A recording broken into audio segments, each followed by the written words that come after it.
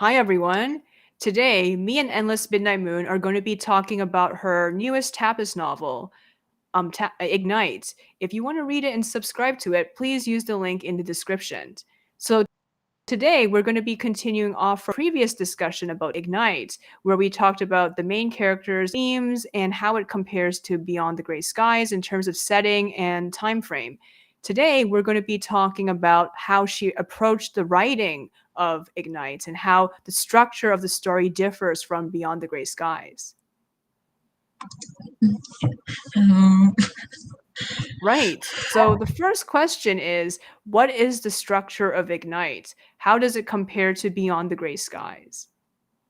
I think I wrote in like and like Beyond the Business like relatively similarly because I don't really I it's like they're both relatively similar but I think very different in the sense that I think for Ignite it's more like I'm actually dividing up into like sections before like right now I'm still like covering parts of his youth. Eventually I'm going to cover him but he's like as a husband later on it's like what's he gonna be like as a father as a whole. I think things like it's actually gonna be like this kind of like again you bring this in this act one, act two, act three because then it will make sense and it kind of flow as a whole together. And whereas Beyond Grace it's like it's taking place over like 2 years, I guess. There's not really a lot of change in any of the characters.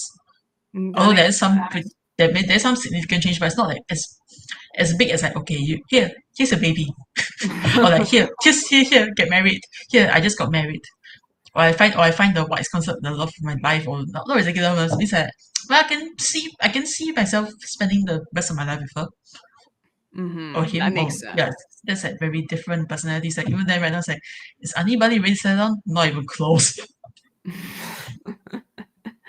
Right. So basically, Beyond the Gray Skies takes place in a very short amount of time, while Ignite takes place over Lorenzo's, well, not his entire lifetime, but most of it, right? Do we cover his old age?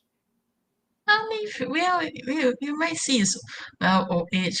We might see his old age, or we might not it because because like his character is like I don't know. It's like he could because like old age is like actually because Edge is great. I can tell you this ending's like he's never gonna make it old age. I see. So why did you choose to write Ignite backwards, as you told me? How did you know the ending of the story first? Did it just suddenly come to you?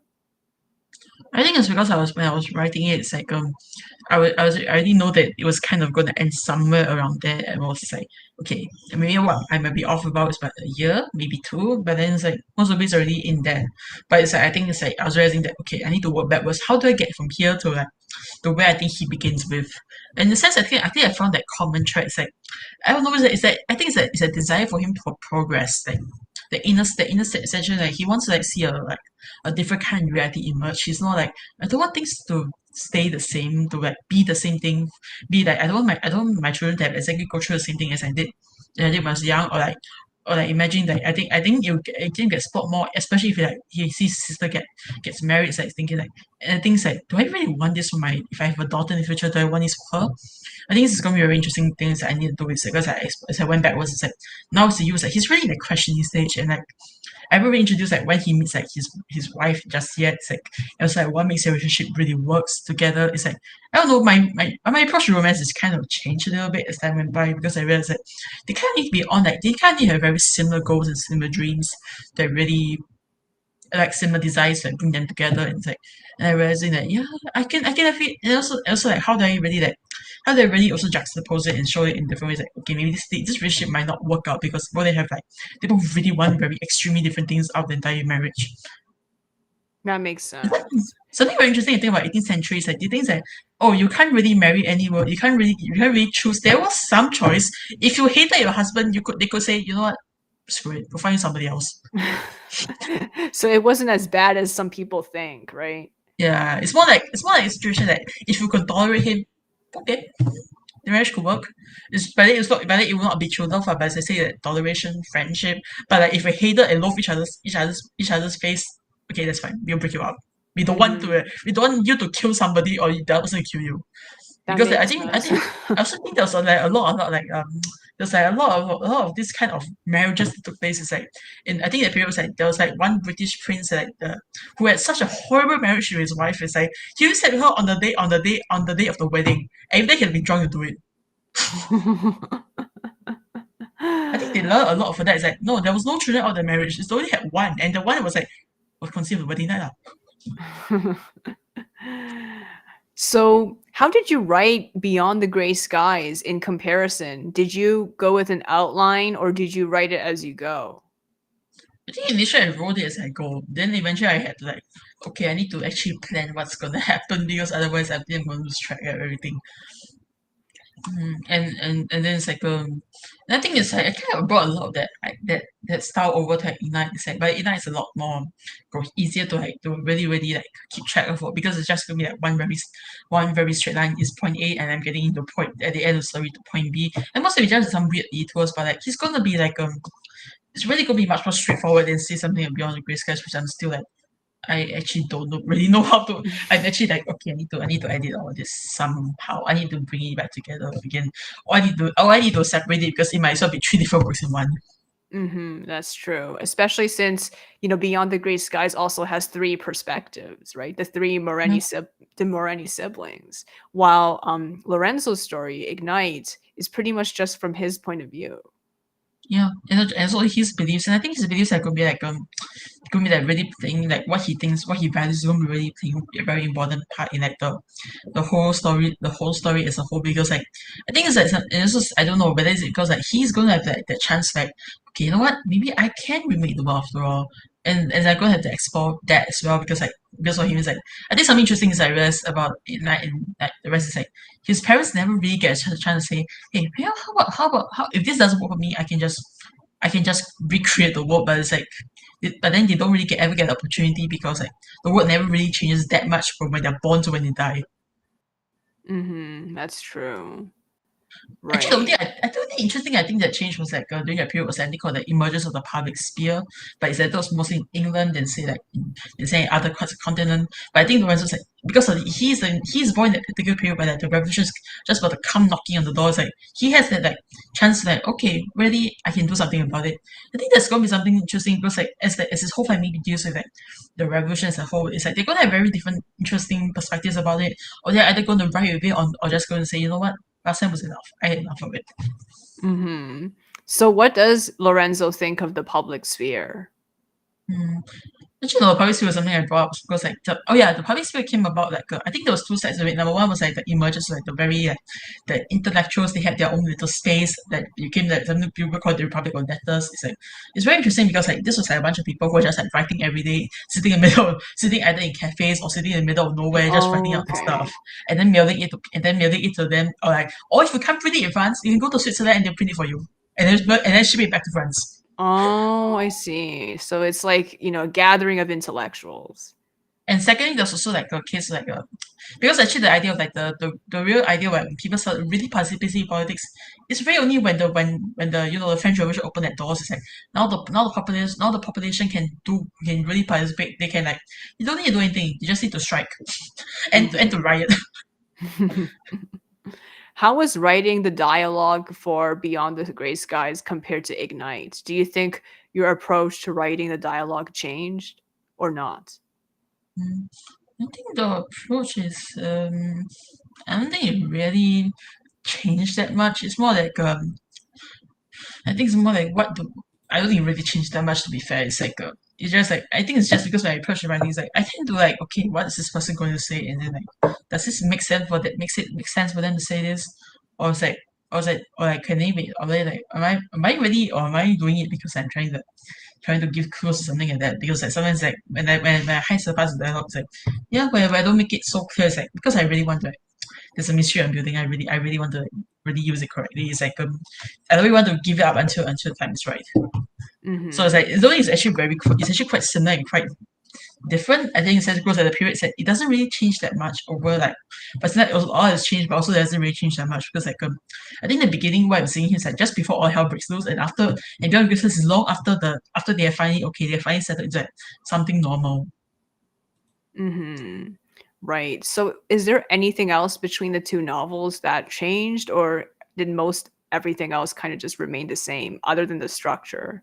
and I guess the I think timeline. it's like I don't know why it's like the more I write the Lorenzo story, the easier it is for me to like tie back into like how the Dean Marine siblings really act. It's like in a sense of what I think it's like I think if Lorenzo looks back and Lorenzo looks it was born like 40 years later, he actually be a lot happier than if he was now. But I think that's only if he keeps within the same family and not like break out of it because like the same family is like, well, we just do whatever we want these days. We don't care. And I think it's like and I think Federico says like he's also very carrying that idea of like okay, you know what? I actually really, I he might actually really be like the kind of person who's like saying, you know what? I'm so frankly don't care what my children thinks. And then and I think that, and I think it's like and I think it's the way that he's actually one of the last characters of like Lorenzo's character. But also second thing is I think Pompea is another person I need to explore more, although she hasn't been introduced yet. Because I think Mm-hmm. I find I can't understand how she got from here to like the end, to like where we saw her at the end. It's like there's always been an aspect of a character that's like very selfish. It's like you know what, I'm just gonna do things because I want it this way. I really do not care what anybody else thinks. Mm-hmm. That makes sense. Right. So, what else can we expect from Ignite in the next couple of months or weeks?